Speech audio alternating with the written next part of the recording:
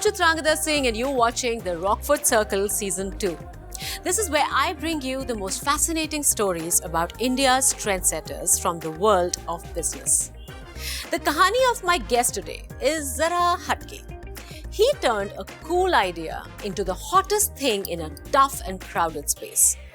He brought playful levity and an easygoing vibe to the craft beer category, which is dominated by hyper-masculine narratives and a very aggressive marketing. Get ready to tap into his genius, the man who doesn't like to fit in, the founder of Bira 91, Ankur Jain.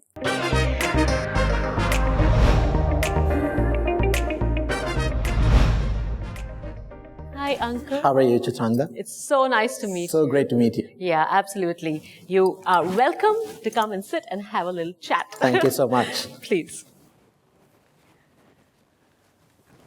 So, starting with your story, a Delhi boy decides to go to the US for his education. Yes.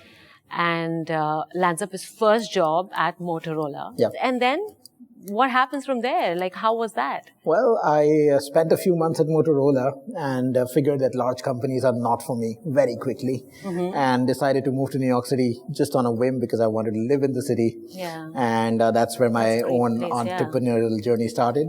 Founded my first exciting. business in New York City. So yeah. From there, then you started a company called Reliance Med, which is a healthcare app, right? I co-founded a healthcare management company. Co-founded a management company. Yeah. Okay. Yeah. So what was that about? We had a technology and a service for healthcare providers, essentially hospitals and doctors, who were struggling with capabilities of imaging and so on and so forth and electronic records management.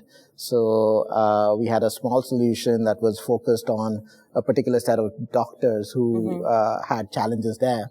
And I grew that company and eventually sold it to one of our large clients. How soon did that happen? It was 5 years after I started. That was quick. It was a large hospital network in the tri-state area. Okay. So yeah, that was my first exit.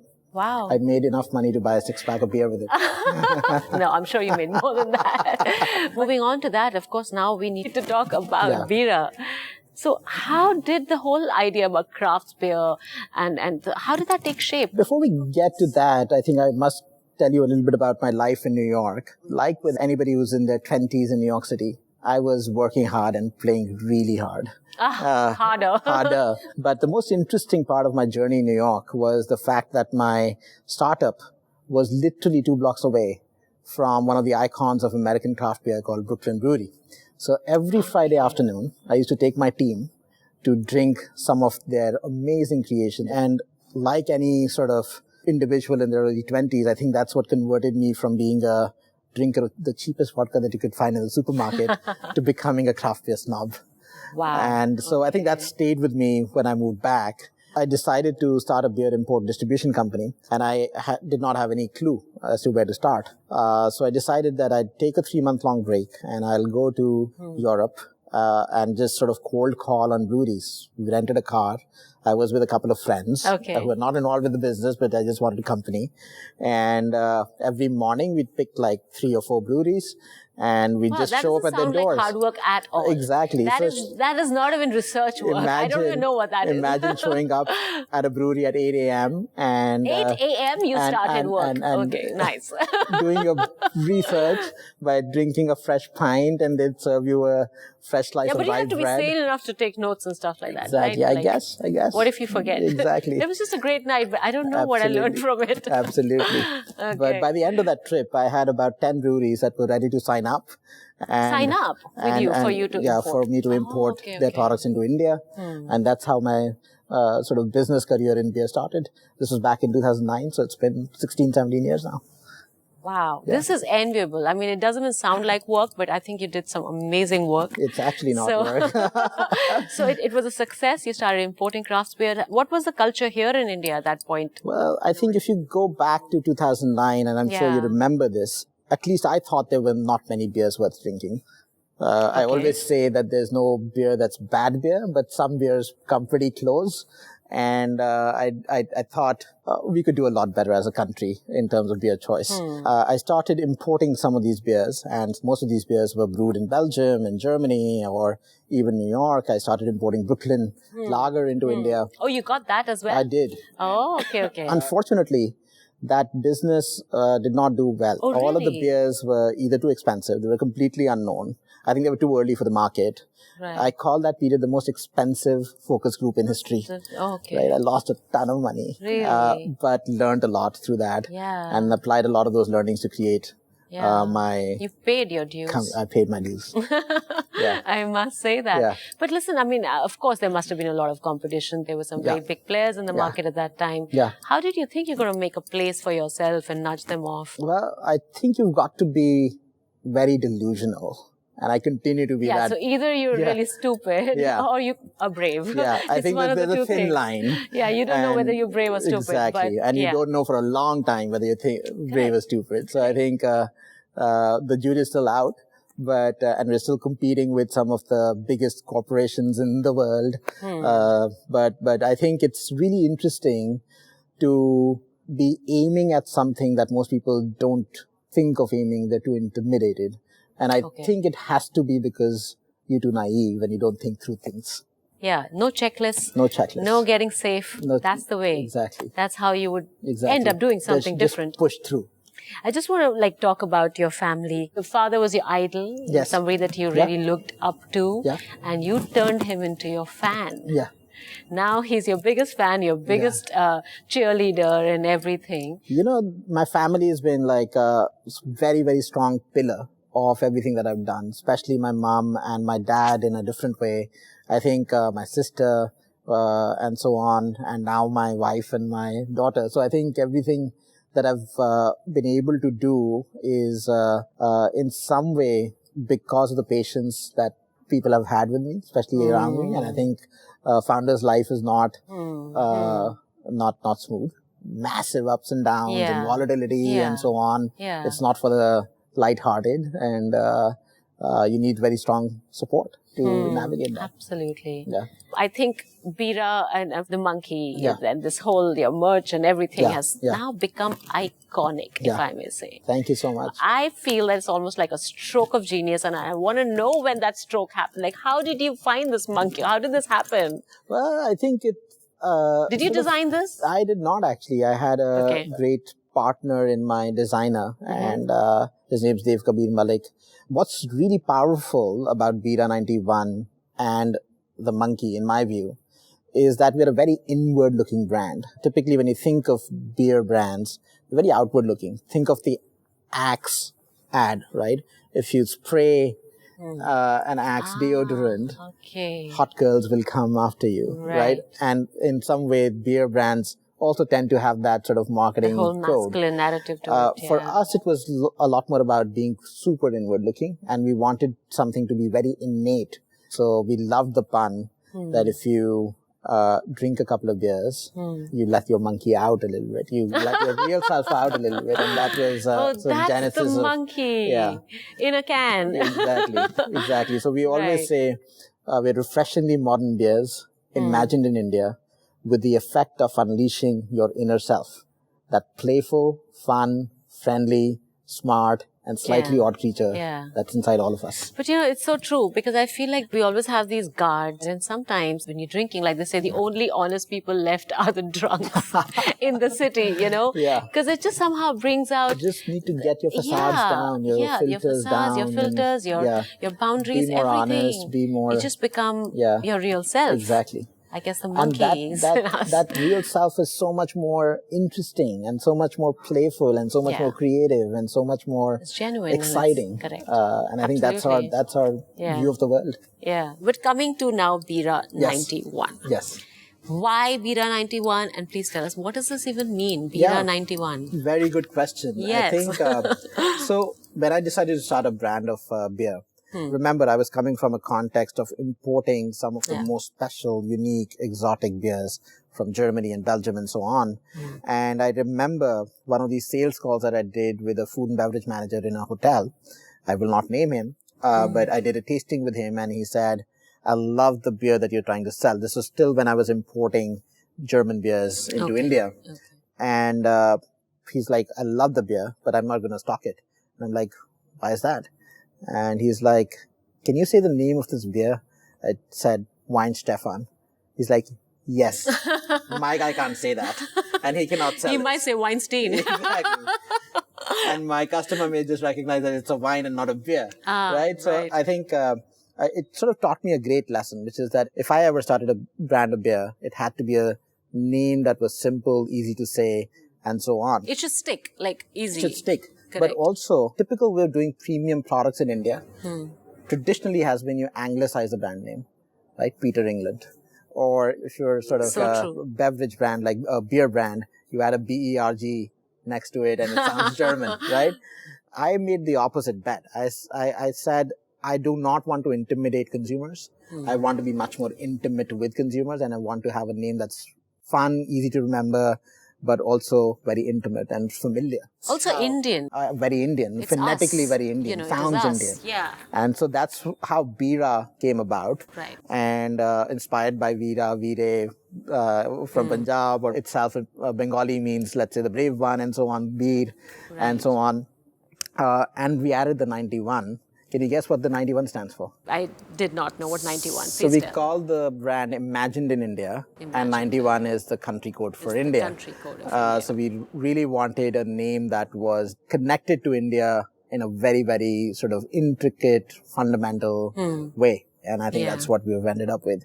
And so the entire brand values are around, we want to be modern, we want to sit as easily in a liquor shop in a Kolhapur as we would in a fancy bar in a Manhattan. And I think that's what we've managed to sort of do with the brand and brand imaging. Exactly. So I think that's a great idea that you came up with, Bira 91. I absolutely agree. And I think in hindsight, it all worked out. But at the time, it was a big risk, especially because we were trying to position the brand as a premium brand. But I think the logic for us was really, really strong, which is that beer as a category is one where people take immense pride in the beer that they drink. Right? And the way I illustrate this is by saying, if you went out with friends and one of you ordered a glass of white wine, let's say a Pinot Grigio, and one of you ordered a glass of red wine, you wouldn't really cast any judgments on that person. And it's the same with whiskeys. But if somebody ordered a Kingfisher and another person ordered a Budweiser and a third person in your friend circle ordered a Bira 91, you would form very strong opinions about each of those individuals. Oh my God, I never thought of it like that. Never. But it's true. And I think men do that more? No, I don't think so. I think it's really about connect that beer has with that individual's identity. For somebody who's picking up a Budweiser, as an example, they do want to communicate that they can buy an internationally well-recognized brand. For somebody who's picking up a Kingfisher, they are communicating their love for a local national icon. Correct. And for somebody who's drinking a Bira 91, they are communicating that they are creative and they are Zara Hatke. Right? And I think that's a very, very... They're non-traditional. They're non-traditional. They are experimental. And I think it's a very, very unique thing for beer. And that's part of the reason why I feel that national brands or brands that are local for beer succeed the world over. That's part of the reason why soccer teams in the UK or football teams in the US are sponsored by beer companies and not by wine companies. Right? So I think it's a very strong part of community and identity and so on and so forth. And that's where our resonance has been. And if you look at the beer shelf today, I don't think there's any other brand that is not just high respect, but high love on the Indian beer shelf. So true. Oh my God, I'm going to look at beers very differently now. But you've always stayed away from traditional marketing, right? We have. That's the one thing, like you said, hatke. That's what you've always managed to do. And that's probably the reason why you become a bit of a disruptor in the Indian market. Was there any one genius in your marketing or something that you came up with which really helped the brand? You know, the context in which beer companies have marketed their products. It's always super masculine, high on testosterone, and so on and so forth. Correct. I think the consumer today is completely different. It is much more diverse, more women drinking, more younger consumers drinking for taste.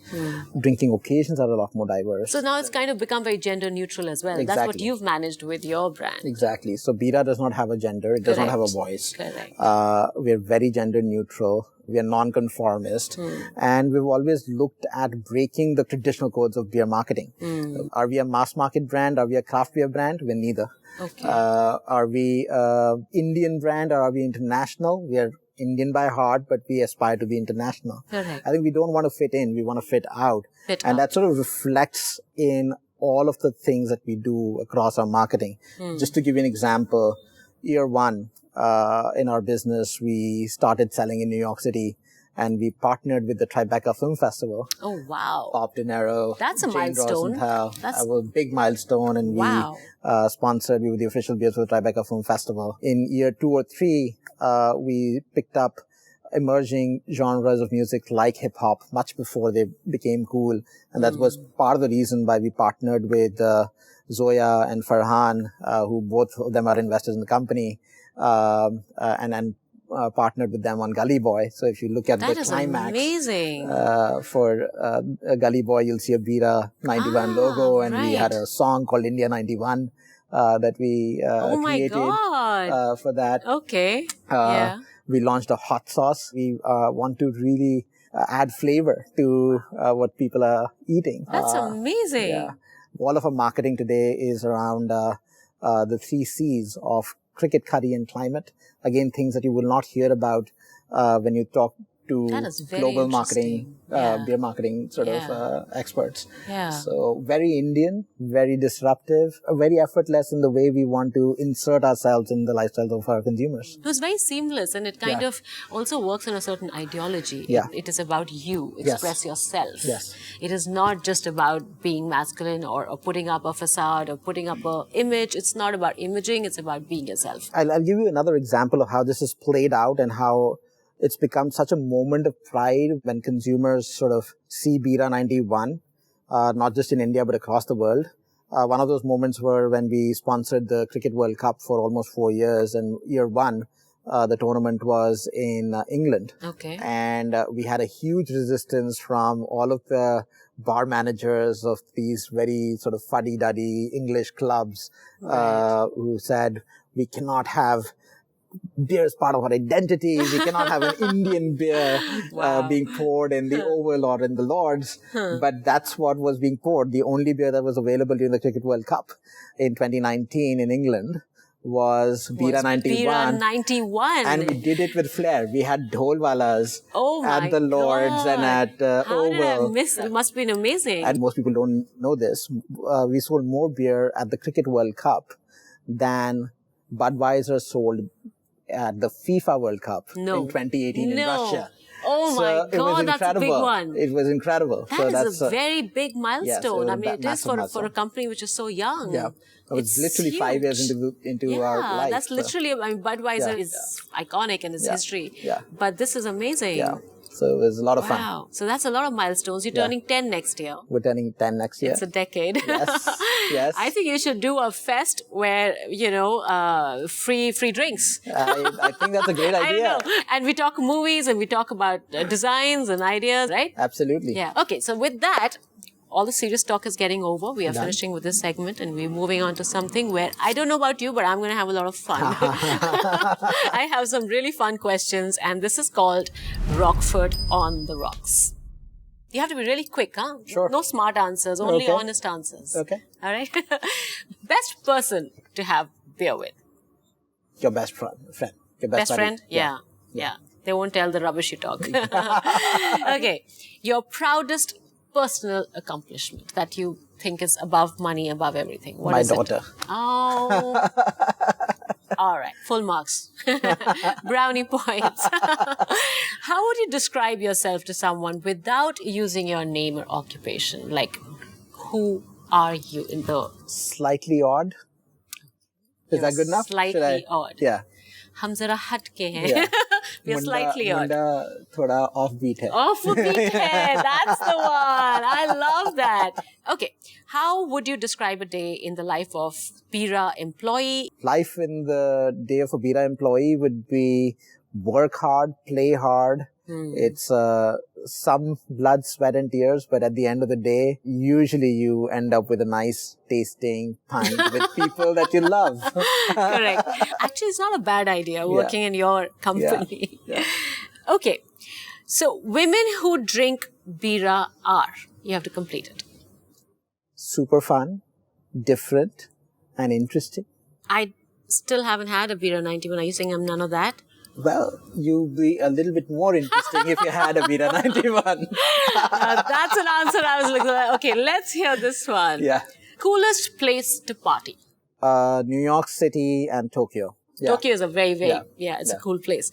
Your most used phone app is? WhatsApp. Oh, you're not Instagram. No, you work hard, yeah.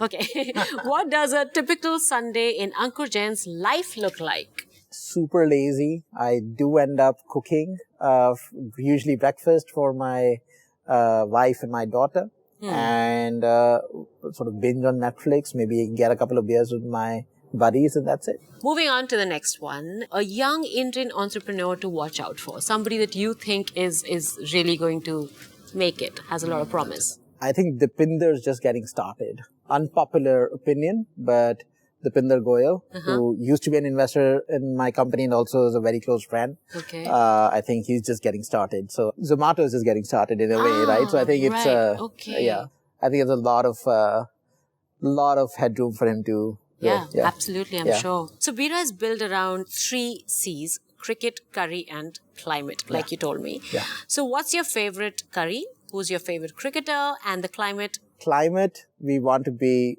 zero carbon net emissions by 2025. So that's the goal, which is next year. 2 of our breweries are already net zero, and we want to get the remaining 3 to be net zero soon. Number 1. Number 2, on curry, it's got to be my mom's dal makhani, and I'll be politically correct here, my mother-in-law's rajma. First the makhani dal, then the rajma. Okay. And cricket, I think it's got to be, I'm a Delhi boy, it's got to be Virat Kohli. Has to be Virat. Yeah. I think anywhere in the country right now, it has to be Virat Kohli. Yeah. Absolutely. Yeah. There's no doubt. Now, this is one little thing that I have read up, which I would want to ask. That you met your wife on Tinder. Yes. So what were you thinking that night? Was it your 5th beer that you were on and you were on Tinder, or what was it? So very interesting. This was before when Tinder had launched in India. Okay. This was back in 2015. Okay. And I was in Bangalore and I swiped right and she happened to be in Bangalore. Both of us are actually from Delhi and we met in Bangalore at this really cool music venue called the Humming Tree, and we sort of just gelled together. And I'm like, okay, let's why not? Yeah, hang out if I can with get someone. a drink with somebody. And so you went out for a drink. Yeah. And then? And then we really connected. You really connected. Yes. Wow, this is amazing. You know, we got connected. Lucky. Yeah, I was just about to say you're probably one of the luckiest to be on Tinder who are married, happily married, more than happy. In many ways. Yeah, I'm sure. I was just more than. Okay, maybe. Yeah. Many ways. Yes. But also really, really happy. And I think it's amazing how you've brought the whole family together and she works with you now. So that's fantastic. She does. Yeah. Destiny through Tinder. Absolutely. This was so much fun. But we will continue to make play as we enter the Rockford Mentors Den.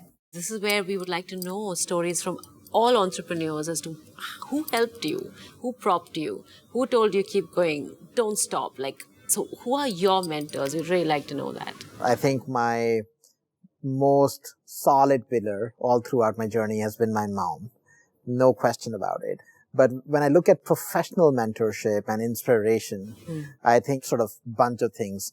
I always say I don't have an inner circle. I have an outer circle. I get inspired by new artists and new art. I need to recharge my batteries.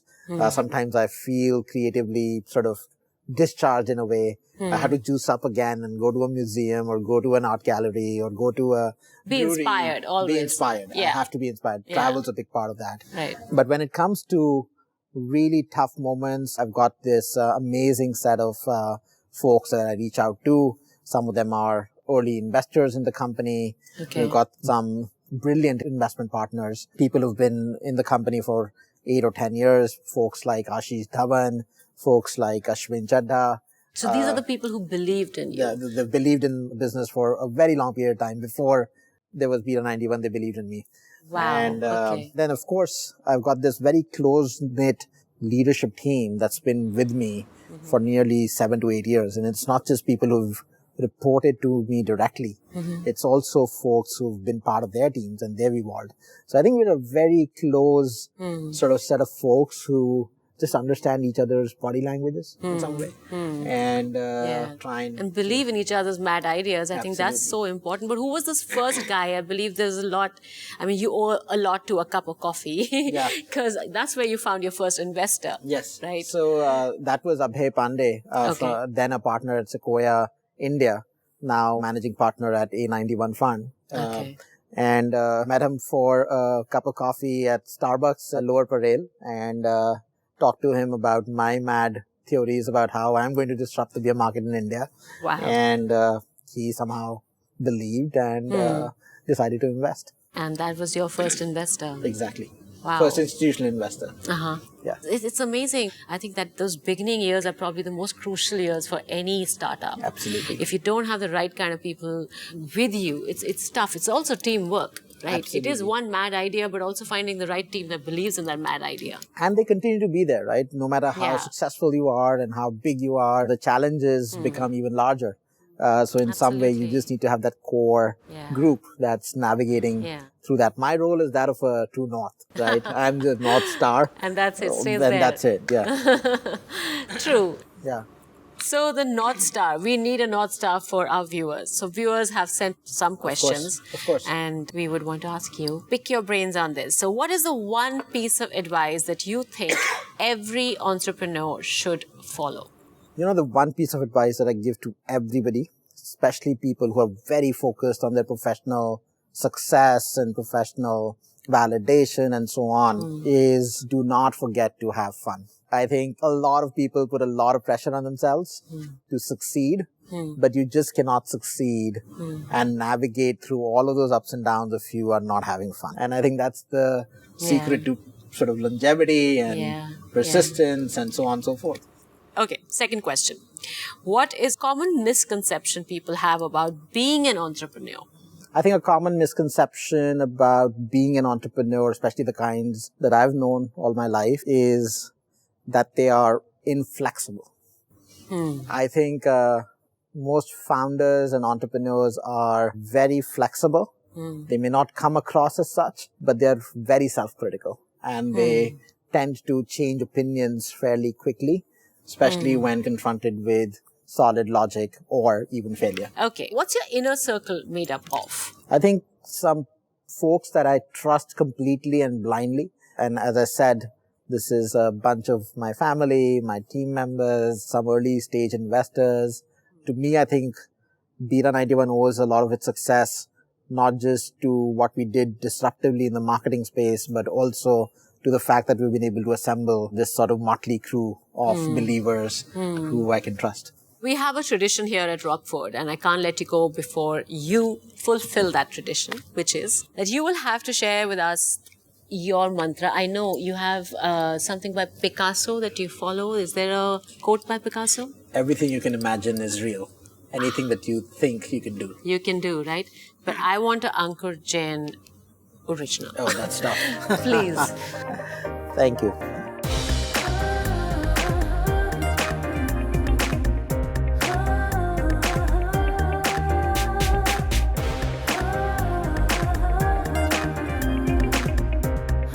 Let me see what's... Okay. Do not forget to have fun. You know, it's the easiest line, but it's the hardest thing to do. I completely...